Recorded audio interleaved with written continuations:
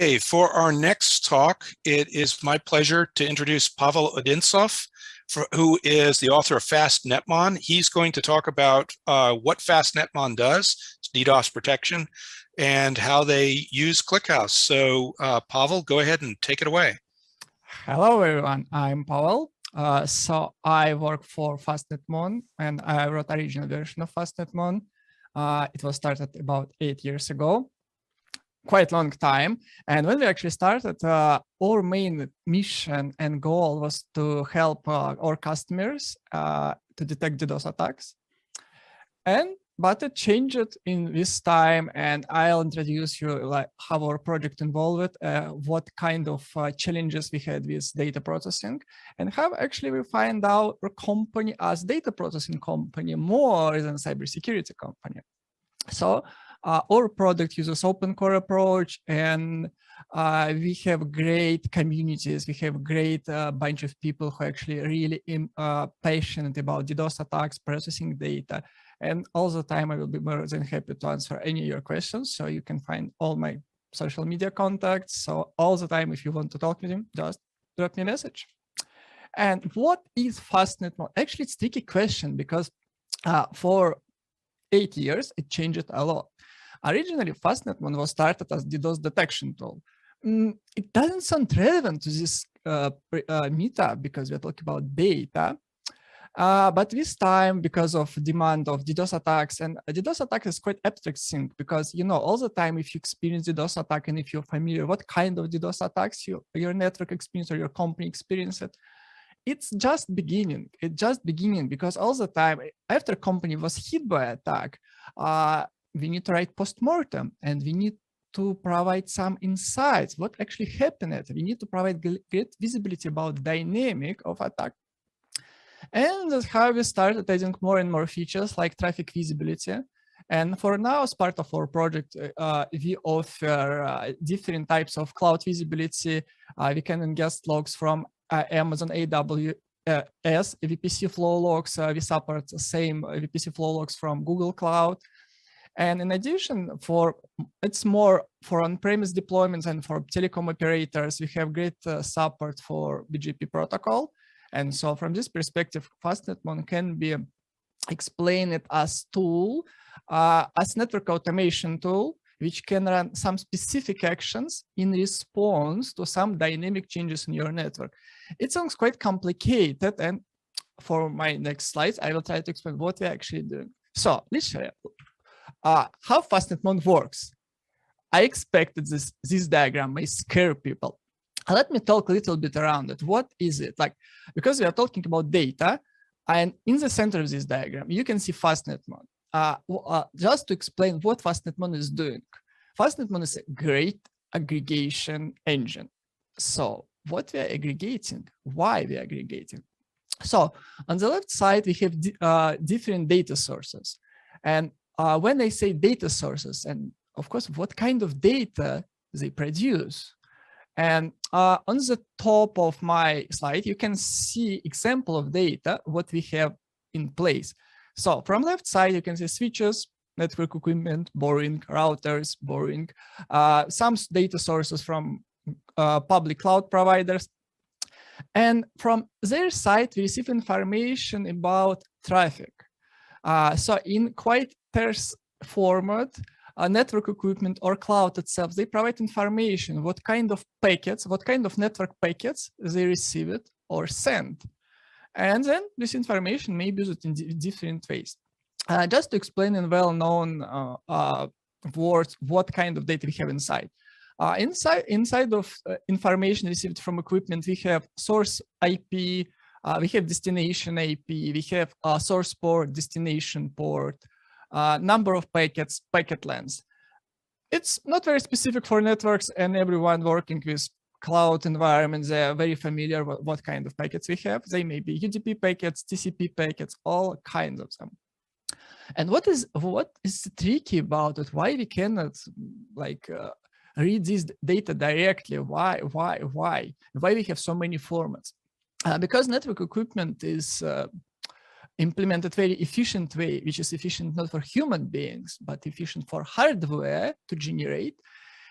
I would call it's not just developer unfriendly, as typically we explain data in quite not nice format. I would call it developer hostile formats, because many vendors, they interpret RFS's different way. They encode data very different way. And that's actually reason, and again, with public cloud providers, all of them, there are no standard about ways how you can actually export data from cloud provider, because for routers and switches, we have two different families of well-known protocols like SFlow and NetFlow, but for cloud providers, there are no protocols. It's something in JSON encoded in quite a vendor-specific way, which is under control of specific cloud company, and so it makes things complicated. And especially because many large companies, of course, you may know that like lots of companies, they run completely in cloud, but more than about large companies, very large companies, they have two approaches. They keep on-premises in infrastructure, and they keep cloud, and that's how problem begins. So we need to ingest data from different network equipment. We need to ingest data from network routers, from different clouds, and then we need to aggregate it. What I'm saying, what do I mean by aggregating this information? Because from the left side, if we ingest information about packets, like packets arrived right now, then more like 5 more packets arrived, 10 more packets. But this data is not useful for us, because for many real applications, it's not important for us how much traffic specific IP has. Like we don't care. But more useful and more real application, as they need data in different format. Actually, what we need to calculate what is the velocity of specific data stream, because like that we had some like random number of bytes for specific virtual machine in Amazon. It doesn't say anything, but that's why we actually inside of FastNetMon we have very high efficient flow parsing and flow aggregation engine, because as first level, because we have different protocols, we aggregate, like we process data in same format, which is unique for us, but it's standard for every single protocols we have. And then we aggregate this data. And when I say aggregate, so instead of input information, what you can see on top of this page, it's like how much bytes we have from specific IP, what kind of protocol. But after FastNetMon's processing, we have it different way. So instead of saying like we received 5 packets for last 5 seconds, it doesn't say anything. We can say it in very, very more useful way. We can say it like for specific host, which is an example 10, 1, 2, 3, we received 100 megabits of incoming traffic and 200 megabits of outgoing traffic. And what actually happened inside of FastNetMon, we aggregated data for specific host for a specific period, and then we calculated it. So, and then this data may be used for different approaches. It may be used for DDoS detection, because we may check, is it like malicious flow or not? Or we may think, we may change something about this traffic, or we may decide to block it completely. And this one is just one of the levels of aggregation, because network, like everywhere in networking, we operate not only on basis of IP addresses, but more of basis of prefixes. And FastNetMon can create any number of different aggregation on network basis. So instead of like just calculating what was incoming bandwidth, outgoing bandwidth for just single host, we can aggregate, for example, for a set of hosts or specific /24 network, which has 255 hosts. And then according to this information, we may decide about it. Again, you may create some specific group to understand like what is the traffic for your specific front end, like, because you have some expectation that it may generate like 100 gigabits, and then you can see significantly more and significantly less. You may, for example, even create Prometheus alert, or you can just notify your network team like something going on. And that's why this talk, you hear this conversation deeply about networks on this meetup. We need to store this data. That's how our journey started. So our journey started from Graphite, and then we moved away from Graphite to InfluxDB, and where are we now? Right now we are on ClickHouse. So why? How it was in dynamic? let's move forward. My explanation was, I suppose, what cost abstract. That's what system administrator see when you're on a FastNetMon. Like this one is just number of incoming packets per second, outgoing packets per second, megabits flows for every for all top talkers in your network. And just to understand scale, even in quite medium-sized network, you may have millions of active hosts. So now you can understand what is the challenge.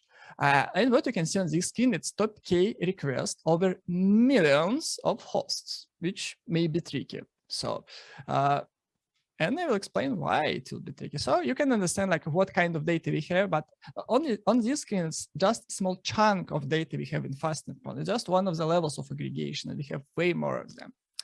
So, because FastNetMon, it was built for DDoS detection, and DDoS detection in case of FastNetMon is quite simple. It's not about machine learning, like artificial intelligence or some heuristics. It's just about specific actions. We call them thresholds. You set threshold and then specific level of like abstraction, aggregation, for example, IP address or specific network or group of hosts exceeds specific value, like your backup server exceeded more than 1 G of capacity, and you never expected to do it this way. And then you need to alert your network administrators and then do what we can do and why it happened. That's how it works. Very simple. And because of customer interest in all our aggregation, instead of just offering this information somewhere inside of FastNetMon, we realized that we need to expose as much as possible data to customer. And you can see here, it's like, it's not very well-known product called Grafana.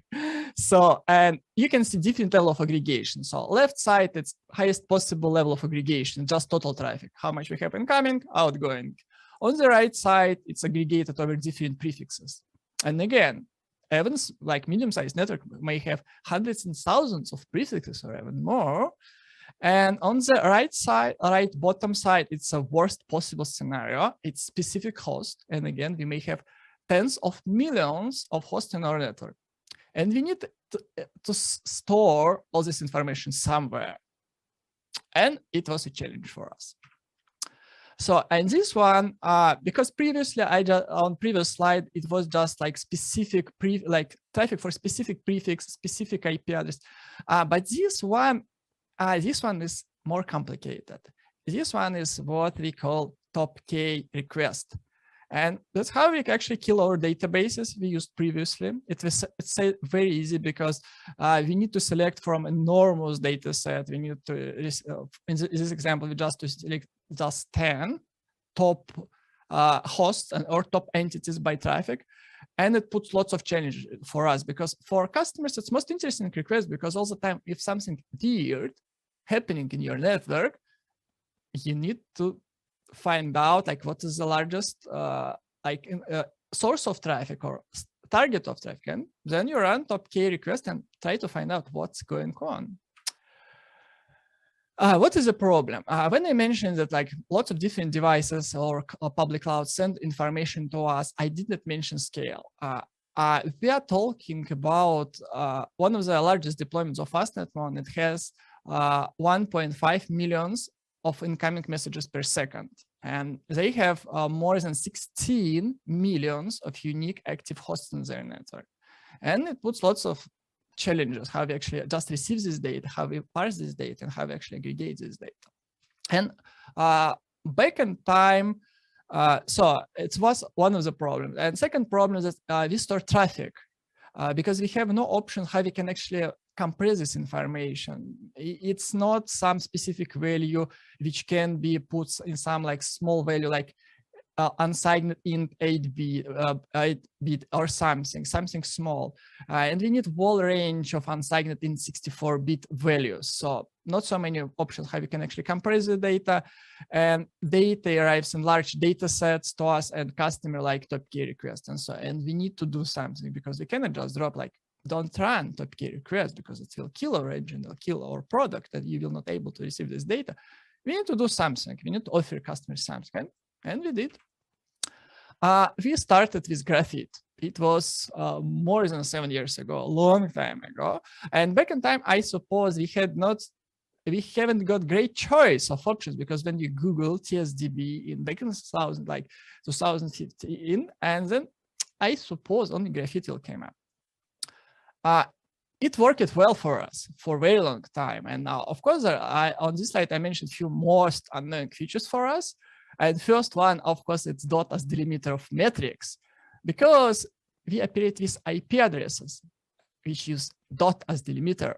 And same with prefixes. I also use dot as delimiter. And all the time it was quite annoying. Instead of using something like 10.00.001, we have to use 10_0_0_01. It's annoying, but we can live with it. But our largest problem with Graphite was performance. Quite fast enough, we realized that we cannot scale it more than 200,000 metrics per second. And we tried to find out options, what we can do. And we found some of them. And so that's how it was in 2015. Just to imagine, like I previously showed you nice dashboards from Grafana, but it was a real user interface of our product, because for Graphite we had only option, and Grafana was started, I think, one in 2016 or around that time. It wasn't very known project back in time, but I'm very happy to see like existence of Grafana, because it's great, because you don't need to deal with something like this one. It worked, but you know, you need to create dashboard all the time manually for every year case. And so we hit performance limitations. So you can see how much CPU Carbon Cache uses for this specific case. It wasn't large deployment of FastNetMon. Literally, it was one of the test labs we used for testing our product. It had just a small network as input of traffic. But you can see it's 21% of CPU. It's not that much for FastNetMon, but problem is Carbon Cache is single-threaded, implemented in Python. And so just like multiply it by 5, and then we will reach limitation of single CPU core, and then after that we're out. So we have no options how we can actually scale it more. And of course we must scale it more than 1 million of metrics. We have way more of them.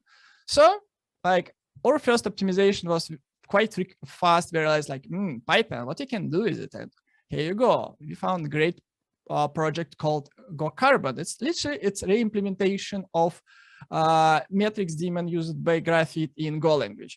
And you can see for exactly the same load of 200,000 metrics per second, it's just 10%. So this way we were able to scale up to something like 2 million metrics per second.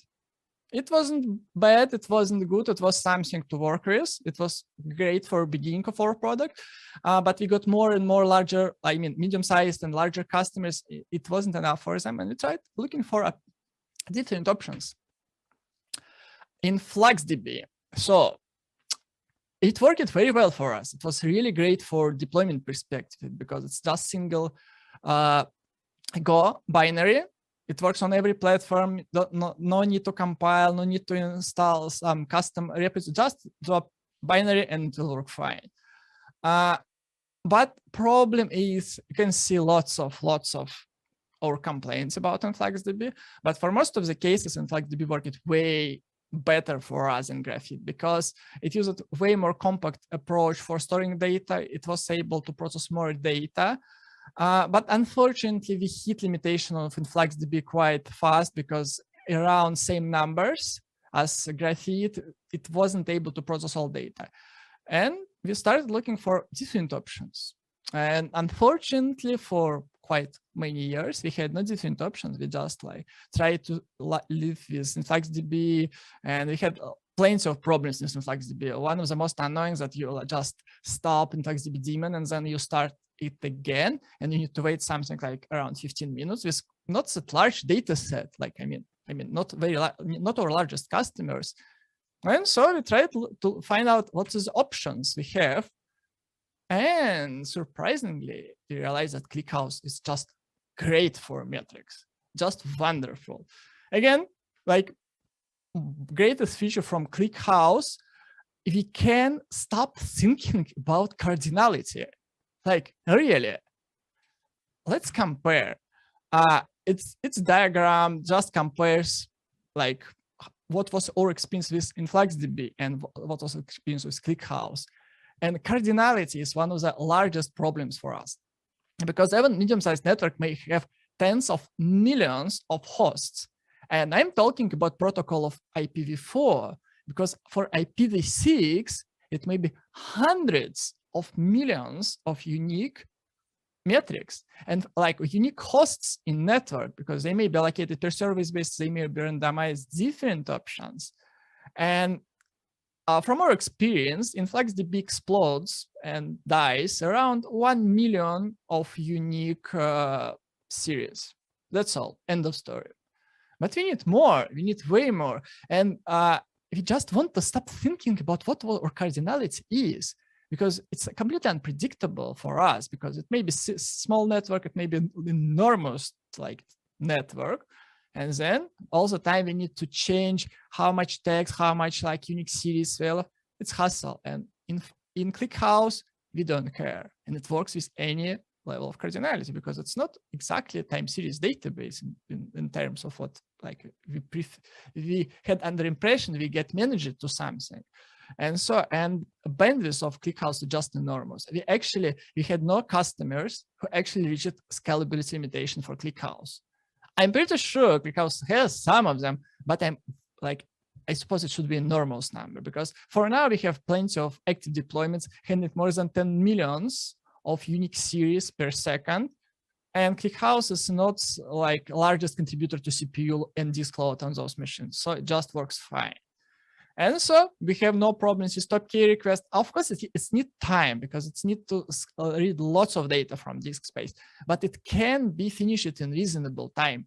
And when I say reasonable, we are happy even if it finishes in 5 minutes. With InfluxDB, it finishes typically with out of memory crash or just daemon hang up. That's all. No options to just, but in ClickHouse we just wait. It's a little bit longer, but it works perfectly fine. And so our choice for metrics now is ClickHouse. But was it that simple for us to introduce ClickHouse as metrics engine? Like roadblocks, screen name, but actually most of my tickets to ClickHouse just complete most of the nonsense.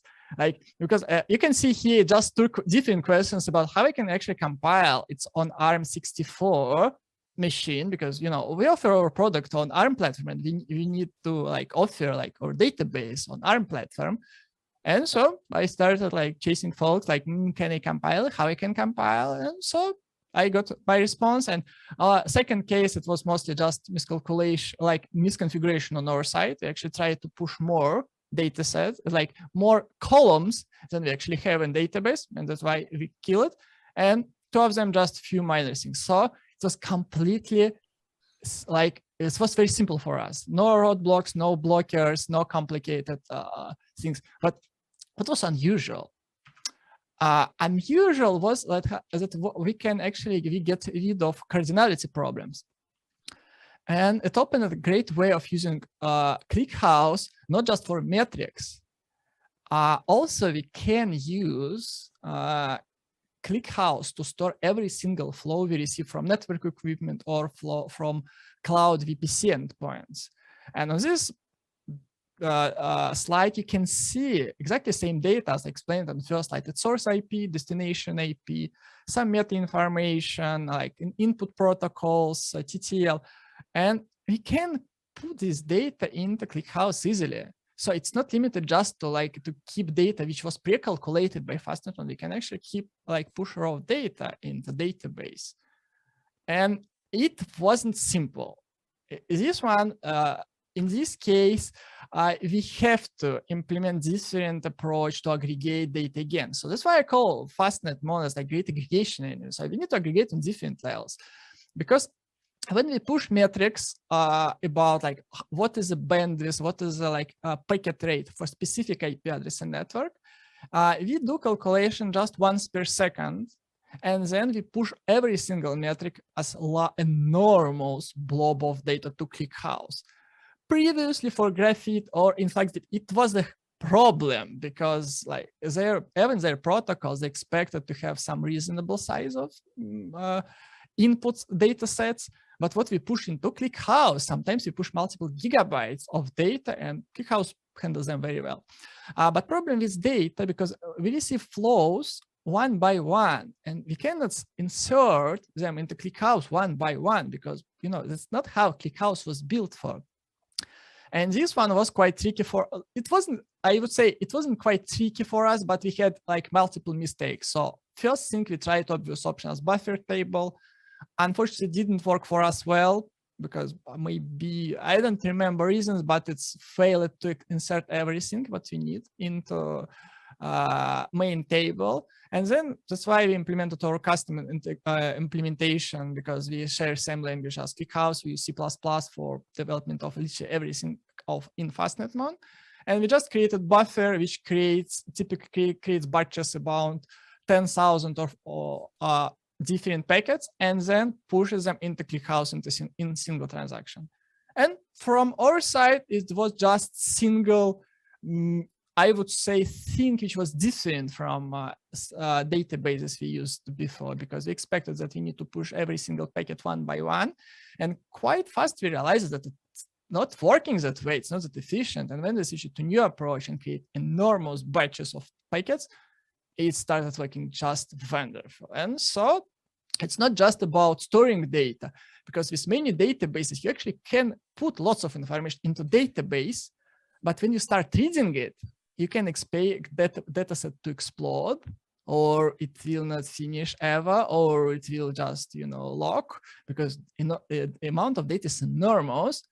But with ClickHouse, it just works just wonderful. We have many customers with data sets exceeding tens of terabytes.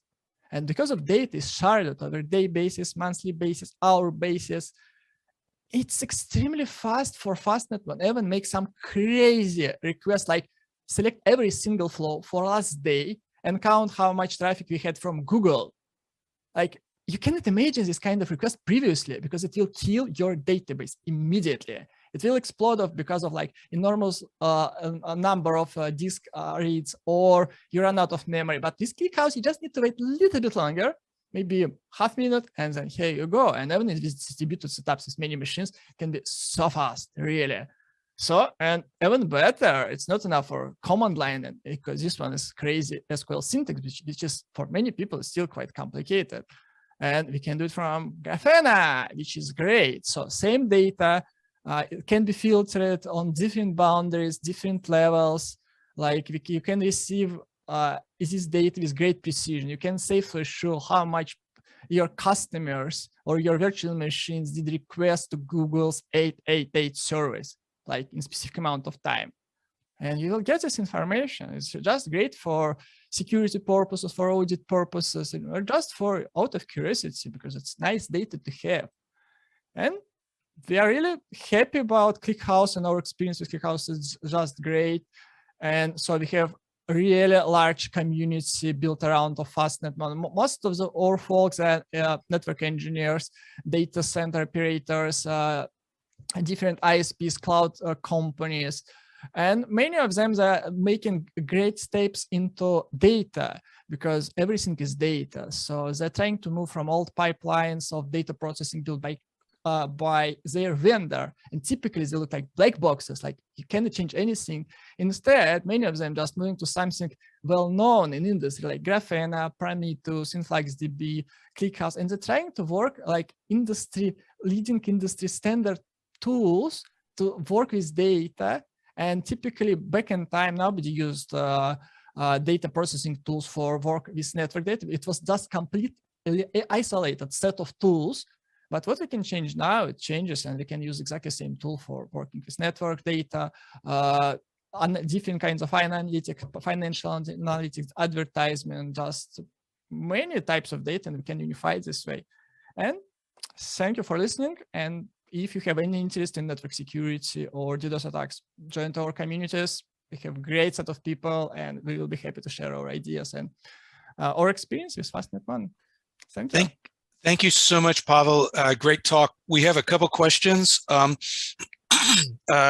So one here is, why did you not convert the IPs to ints? That's first one that came up early in the talk. In which I support, let me show. Actually, I think we do. Actually, yes, we do convert them into ints. So Okay. for storing a database, we convert them into ints. But in one case, actually, when we save them for metrics names, because metric name can be literally anything. It may be just like short name, it's maybe just name, Latin name, short name. And that's why in this case, we use just strings for customer convenience, because then in Grafana, they will be able to find out like, it's not just like 1, 2, 3, 4, 5 and something like meaningful for customer. Yep. Good. We'll take one more quick question. Pavel, what is your order by in your main table, which I take it we're looking at that right now. How did you get to this order by on the first, right from the start?